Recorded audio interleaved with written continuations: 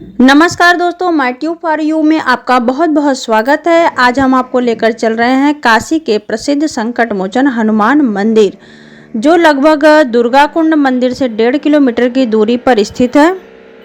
दुर्गा कुंड से बीएचयू की ओर जाने वाली लंका रोड पर यह मंदिर स्थित है।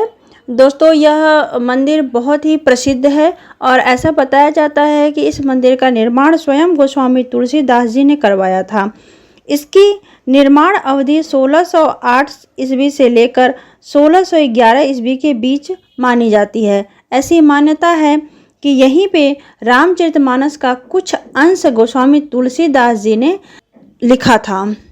दोस्तों, ये सामने आपको संकट मोचन हनुमान मंदिर दिख रहा है। यह बाहर पार्किंग है और ये इस मंदिर से एंट्री करते समय लेफ्ट साइड भी पार्किंग है और ये राइट साइड में जो शेड दिख रहा है दोस्तों, ये देखिए, ये अंदर आप इसके अंदर आप जो ये गेट दिख रहा है इसके अंदर आप पार्किंग कर सकते हैं। और ये जो शेड दिख रहा है यहाँ पे आपका मोबाइल कैमरा सब कुछ जमा हो जाता है। अंदर रिकॉर्डिंग करने की बिल्कुल भी मान्यता प्राप्त नहीं है। और ये सामने आपको संकट मोचन हनुमान जी मंदिर है।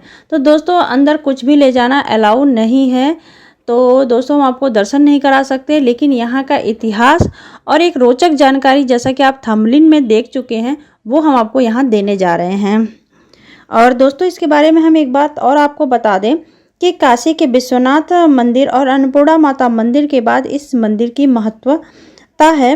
चैत्र मास के शुक्ल पक्ष की पूर्णिमा को यहाँ हनुमान जयंती मनाई जाती है। इस अवसर पर एक बृहद संगीत महोत्सव होता है जो 5 दिनों तक चलता है। तो दोस्तों, अब हम आपको बताने जा रहे हैं वह रोचक जानकारी जिसके लिए उम्मीद है आप प्रतीक्षारत होंगे। तो दोस्तों, अब हम आपको वो बात बताएंगे जब हनुमान जी को स्वयं अखाड़े में उतरना पड़ा था काशी की इज्जत बचाने के लिए। तो दोस्तों, सबसे पहले उस अखाड़े का नाम हम आपको बता दे रहे हैं। तुलसी घाट के स्वामीनाथ अखाड़े की यह बात है। यह अखाड़ा लगभग 200 वर्ष से भी ज़्यादा पुराना इसका इतिहास है। इस अखाड़े का शुभारंभ गोस्वामी तुलसीदास जी ने किया था। इस अखाड़े की प्रतिष्ठा संकट मोचन के महंत तुलसी राम के समय बढ़ी थी।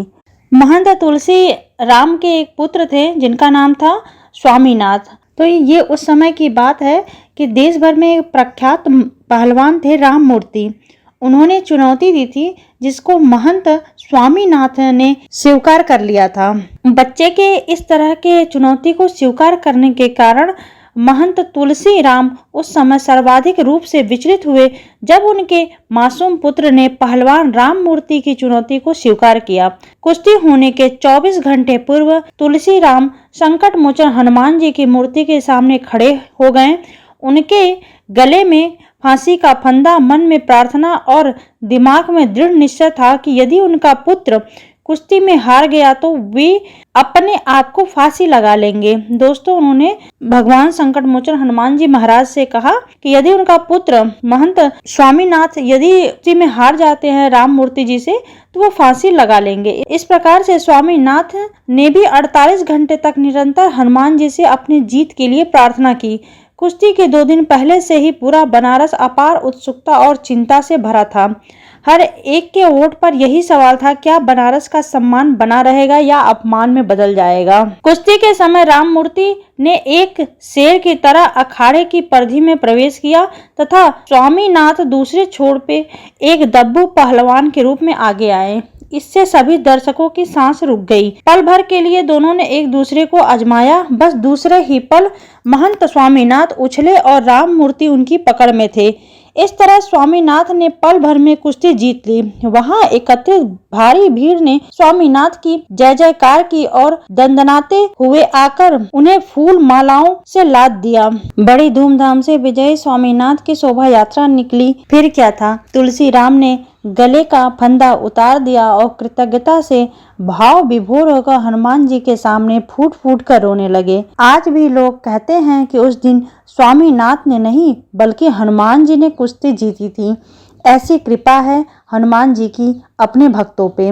कहते हैं कि बनारस हिंदू विश्वविद्यालय के प्रोफेसर राम मूर्ति इतने ताकतवर थे कि वे चलते वाहनों को अपनी ताकत के बल पर रोक सकते थे, चलते हुए हाथी को अपने सीने पर झेल सकते थे। मशहूर पहलवान गामा ने प्रोफेसर राम मूर्ति को चुनौती दी थी। उस चुनौती के जवाब में प्रोफेसर ने कहा था कि वह उनके जमीन पर दृढ़ता से रखे पांव को हिलाकर दिखाए तो वे उसकी ताकत को मान लेंगे। गामा ने उनकी चुनौती को हंसकर टाल दिया और सौभाग्य से इन दोनों शक्तियों का टकराव नहीं हुआ। ऐसे शक्तिशाली राममूर्ति जी को हनुमान भक्त स्वामीनाथ ने पल भर में हरा दिया था। तो दोस्तों, यह है आज की रोचक जानकारी। धन्यवाद।